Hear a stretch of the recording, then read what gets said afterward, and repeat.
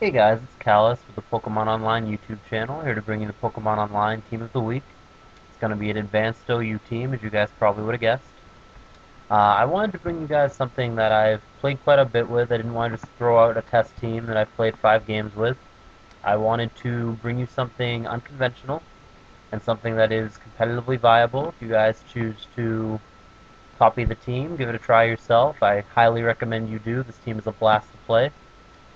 So yeah, without further ado, I think I found the perfect team. This team is actually going to be built around Jynx, which is a very unconventional Pokemon that you do not see a lot of at OU Advance. The whole point of this team, I want to take a little bit more time with Jynx than the other Pokemon because the team really does revolve around her. This team is a team that counters the counters of the key Pokemon. So what we're going to do is we're going to decide what walls Jynx, which isn't very much, and we're going to set out to take out those particular Pokemon so Jynx can do her thing. So I'm going to do the moves and the EVs in front of you as I talk, and then I'll go back and I'll talk about it after. So here's Jynx. The Pokemon that I think wall Jynx that were in my mind when I was building this team are Blissey, Snorlax, Regice, Metagross, and Jirachi. So those 5 Pokemon are on the hit list. So we're gonna go Pokemon by Pokemon and go for specific counters of them with as much overlap as possible, and then we're gonna have our Jinx team. So something that might jump out at all of you, you guys all know the type chart. Snorlax, Blissey, and Regice are all weak to fighting, so I wanted to add a fighting Pokemon. I opted to go with Machamp, both because it is unconventional and because it complements Jinx offensively, very much so. It is a physical attacker to Jinx's special attacking. Machamp, of course, is a very versatile threat that you do not see super often. Machamp in this generation, no guard does not exist, so it's going to have Guts, which I think actually plays out to our favor in this particular case. That's why I didn't use something like Medicham or whatever, because I did not want a Thunder Wave from Blissey to take out my fighting Pokemon. So this Machamp, as I said, is going to threaten 3 of the 5 Pokemon that I listed, so I think it's a good start. Versatile offense and a heavy hitting threat. So now I wanted to add a Pokemon that hits the 2 Steel types, Jirachi and Metagross, and I wanted to get as much overlap as possible. I decided that the right Pokemon for that spot was going to be Houndoom because it is a strictly offensive Pokemon on this offense-minded team, and it also removes key threats such as Celebi and Gengar, which Gengar could be a problem to the team. So in this particular case, I want to go with Flash Fire instead of Early Bird. I'm okay with somebody else if they want to go the other way.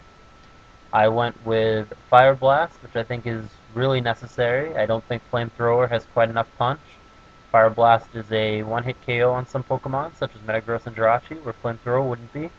I think Pursuit is a must on Houndoom. It's one of the reasons to use him for sure.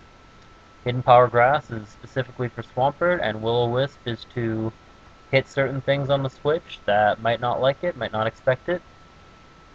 I'm going to note now that I actually went Modest as opposed to Timid with this Houndoom, which is definitely not the common thing, but it does lend to our theme of offense, offense, offense. You know, we're not trying to get cute, we're just trying to do as much damage as possible. So that's where we are. Um, we have 3 very versatile, hard-hitting offensive Pokemon. All 3 are vulnerable to spikes, and all 3 are complemented by spikes, so I think a Spiker Spinner would be the perfect addition for the next spot. It not only makes these Pokemon better by turning 3-hit KOs into 2-hit KOs and some 2-hit KOs into 1-hit KOs, but it also makes it so these 3 Pokemon are no longer affected by spikes. So since there are only 2 Spiker Spinners, there were not too many choices here. It was between Fortress and Cloyster, and I ended up deciding on Fortress. I don't think Cloyster is the direction that we want to go with this team. I have no problem with that Pokemon, it just isn't what I wanted to do here. Fortress is going to have the added bonus of being able to damage the 2 Steel Pokemon, Jirachi and Metagross. I'm also going to EV it as such, so it can put up a decent fight against those 2 pokes. And of course, from an offensive standpoint, the spikes are going to, again, further complement the team. So here's the fortress. I'm working on the EVs now. It's actually going to have a careful nature, which is definitely unconventional for a fortress. Most of them focus on its tremendous physical bulk. It is very, very powerful like that. I give it credit where it's due, but that is not the direction that I'm going with this one. I'll explain the EV spread later. So right now we have three very powerful Pokemon. We have our Spiker and our Spinner all covered. And I just want to add to the offense. I just want to add to the versatility of the offense. I want something else that benefits from having the spikes on the table. And I think a really good Pokemon for this is going to be Gengar, because not only does Gengar diversify our offense, it's going to add Thunderbolt that we didn't have before. It's going to add a couple of other neat little tricks. But he also has the benefit of being a ghost and being able to block Rapid Spin if someone's trying to get rid of our spikes. So he really seems like the perfect fit. He's a Pokemon that thrives on tempo and can create tempo because he forces switches. And he's very threatening to a lot of teams. He's another Pokemon that can clean up really well at the end of games. This particular set is going to be a mix set. I don't think the set is seen too much anymore. It used to be very popular, but it's definitely declined in popularity. It's definitely what the team wants. It is going to do quite a bit of damage to Blissey and Snorlax. It's going to hurt Regice pretty much too. The substitute focus punch thing is going to catch a lot of people off guard. I'll explain how I like to play that a little later on. It still maintains its speed and its high special attack, and the EVs allow it to comfortably 2-hit KO Blissey and almost always 1-hit KO Tyranitar, so that is very, very good. I find the last Pokemon on the team is the most difficult spot for virtually any team. You basically have to look back and ask yourself, what do I need? For me, I feel like I'm not super comfortable yet with having those steals covered. Houndoom takes care of them from an offensive perspective, but it can't switch into them, and I don't feel like Fortress is enough. I also don't have anything that wants to switch into Thunderbolt. I don't have a ground or a grass type, so right now nothing really wants to switch into it. And I'm looking for something that would benefit from spikes. So when I think about all those factors, I really feel like an obvious Pokemon, just the perfect fit, is going to be Swampert. The reason for that, Swampert, again, does not care about Thunderbolt. Swampert is synergistic with Spikes in the sense of it walls things pretty hard and therefore forces switches. And it's also going to have the move Roar, so it can phase things out and make them take a little bit of additional Spikes damage, and that definitely counts, it definitely adds up. And I also feel like he deals very well with the two Steel Pokemon. He deals well with Metagross and with Jirachi, which is what we were setting out to do in the first place. So I feel that this is a good addition. Just working on the EV spread real quick, and I'll tell you a little bit about how to actually play the team and why I chose the moves that I did. We're going to do one thing at a time. Let me see here. Look at my little notepad. He goes up to 174 defense, 176 defense EVs. Or, no, I had it right the first time. Anyway, moving on from that. So now the team is complete. First draft anyway, I look back and I make sure there's no glaring weaknesses, no 3 weaknesses or 4 weaknesses to a specific type. And it doesn't. The team covers itself offensively and defensively very, very well. Very versatile offense. So going back looking at the team, Machamp is the Pokemon I chose to lead the team. I wanted to start out on an offensive note right from the get-go, which is why I didn't go with Swampert, which is probably a safer lead. I felt like Machamp is going to give me tempo right from the beginning. I also felt like a lot of people might not know what to expect necessarily, or if it's a choice band versus a bulk up set. I can often start out with an attacking move, and they're not going to know if I'm stuck on choice band or not, and I can switch it up right in their face. His EVs are very, very simple, 252 in HP, 252 in attack. I put the 1 extra in defense. Moving right along, we're going to go to Fortress. Fortress, like any bulky Pokemon, you should max out on HP. The EVs in attack, 136 of them, I'm going to bring him up to 250. It's going to let him 3-hit KO Metagross if there's a layer of spikes on the field. It's also going to give him a little more punch against things like Jirachi, of course, and Tyranitar. We went with Careful and Special Defense EVs. Now he doesn't really have to be afraid of things like Surf and Thunderbolt and Ice Beam. He can now survive those moves and get in a critical layer of spikes or a critical explosion. Oops, going to Gengar. Gengar's EVs are pretty straightforward. Like I mentioned earlier, the 220 attack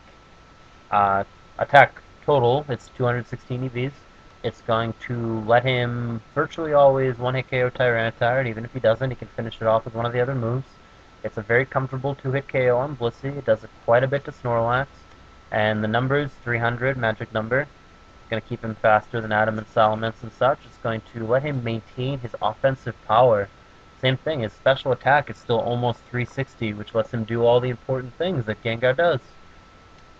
So the Houndoom, I actually went with Modest, like I said.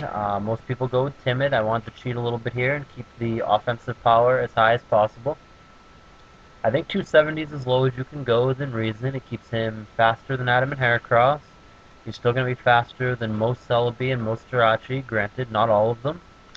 He's maxed out on special attack, and I simply dumped the extra that there really wasn't any point of into HP.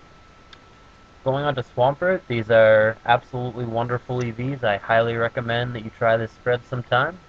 He's going to have max HP, he's going to have 1 point into speed. I don't know why more people don't do this. Almost always, my Swampert is faster than your Swampert for this very, very minimal investment, which is a big deal. It looks as if the attack and the defense are just randomly split, but it's actually very calculated. This makes it so the Swampert survives 4 Earthquakes from Tyranitar without using Protect, and he also can comfortably survive quite a number of Meteor Mashes. The attack makes it so he will very comfortably KO 2-hit KO Tyranitar, and he'll have a much more punch against Metagross and Jirachi. You can also use Protect to scout Explosion, to scout Choice Band moves, and of course to get a little leftovers when your opponent doesn't, when a Sandstream is up. And finally Jinx, the most important piece. She is also cheating a little bit on speed. I stopped right at 300, there's nothing really super important above that, so I didn't see any need to be excessive with it. She's going to max out her special attack, not only to hit as hard as possible, but also to make every Calm Mind boost better. And she's going to dump the remainder into hit points. My tips on this team would be to not show Jinx until the last possible moment. The more they know about her, the more they're going to keep her counters alive, and the whole point is for you to go out of your way to eliminate the counters. I would also advise you to be cautious with using Lovely Kiss. I think it's important to save it until you hit an actual counter. At the end of the game, you'll probably start using it on each individual Pokemon as you go, but you don't need to try to get cute with it and risk a critical hit. If you can just kill them with Ice Beam, do it. I would advise you to keep the offense up at all times. This is not a defensive team. If you lose tempo, you're going to probably lose the game.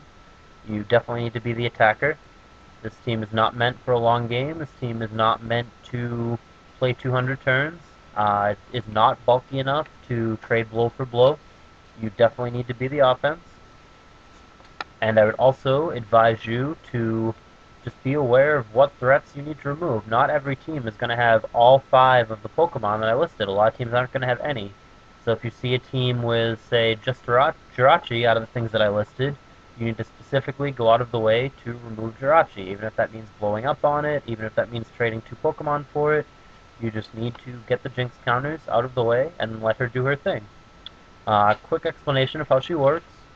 She is going to sub up. She's going to put you to sleep with Lovely Kiss. She's going to hide behind the sub and Calm Mind up. The opposing Pokemon is going to wake up, at which point you have to make a decision. You have to decide if you have boosted enough and can just Ice Beam and finish off the team, or if you need to put them back asleep to boost more. A lot of the time, after 2-3 Calm Minds, the game is over. If you can boost more than that, you're golden. Again, not showing Jinx till the end of the game when their team is already weakened from your offense and your spikes, or her counters have been eliminated. A lot of the time, after just 1 Calm Mind, she can go through the entire team by herself. No one really expects her. She definitely has surprise value. Yeah, I guess that's really it. I mean, a lot of things just come with practice. The more you play, the more familiar with the team you're going to get. I highly advise you guys to try it out. It's fun, it's unconventional, it's definitely viable, and it will bring you success. If you enjoyed watching this content, could you please do me a favor and use the like button? Could you also subscribe to the Pokemon Online YouTube channel? And I want to thank everybody for taking the time to watch.